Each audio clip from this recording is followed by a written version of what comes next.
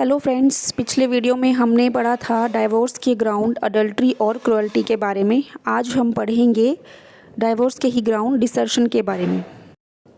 चलिए शुरू करते हैं। तो डिसर्शन क्या है? जब एक स्पाउस परमानेंटली बिना किसी रीज़नेबल कारण के अलग रहना शुरू कर दे और स्पाउस की कंसेंट भी ना ली हो अलग रहने के लिए, तो ये डिसर्शन का ग्राउंड होगा जिस पर तलाक लिया जा सकता है। बस डिसर्शन 2 ईयर तक लगातार होना चाहिए। अगर बीच में स्पाउस एक साथ रहें तो डिसर्शन का ग्राउंड ख़त्म हो जाएगा। इस ग्राउंड पर डाइवोर्स तब ही फाइल होगा जब 2 साल से लगातार अलग रहे हों। डिसर्शन की 3 कैटेगरीज बताई गई हैं: actual desertion, constructive desertion, wilful desertion. Actual desertion के इंग्रेडिएंट्स हैं। पहला है पीरियड ऑफ 2 ईयर्स, मतलब 2 ईयर से अलग रह रहे हों। दूसरा है फैक्टम सेपरेशन, अगर एक स्पाउस दूसरे स्पाउस से अलग रह रहा हो। एनिमस डिसेंडी, और स्पाउस की अलग रहने की इंटेंशन भी हो। विदाउट रीजनेबल कोज, अगर बिना किसी कारण से अलग रह रहा हो। Without consent of other spouse, दूसरे स्पाउस की बिना कंसेंट के, बिना सहमति के अलग रह रहा हो। अगर हस्बैंड या वाइफ में से कोई बिना किसी कारण के, बिना स्पाउस को बताए छोड़ के चला जाए और 2 साल तक कॉन्टीन्यूसली अलग रहे, वो एक्चुअल डिसर्शन होगा।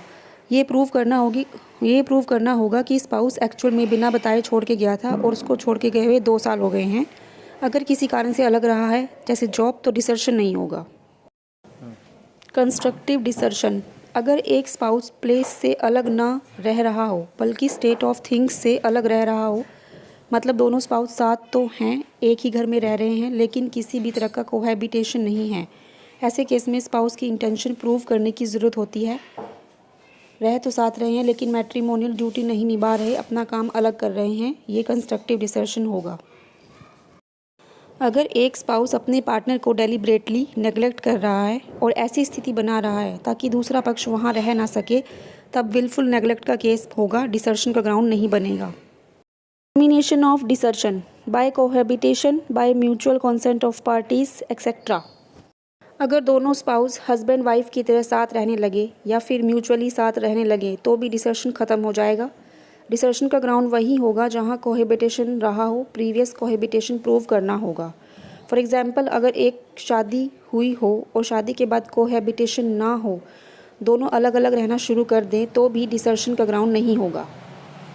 अब हम कुछ केसेस के बारे में बात करेंगे। बिपिन चंद्र वर्सेस प्रभावती। इस केस में क्या हुआ? अगर वाइफ हस्बैंड को छोड़ के चली गई, लेकिन 2 साल से पहले हस्बैंड को वाइफ ने बोला वो वापस आना चाहती है या खुद आना चाहती है, तो डिसर्शन नहीं होगा। अगर हस्बैंड वापस आने से मना करेगा तो डिसर्शन हस्बैंड की तरफ से माना जाएगा। ज्योतिष चंद्र वर्सेस मीरा।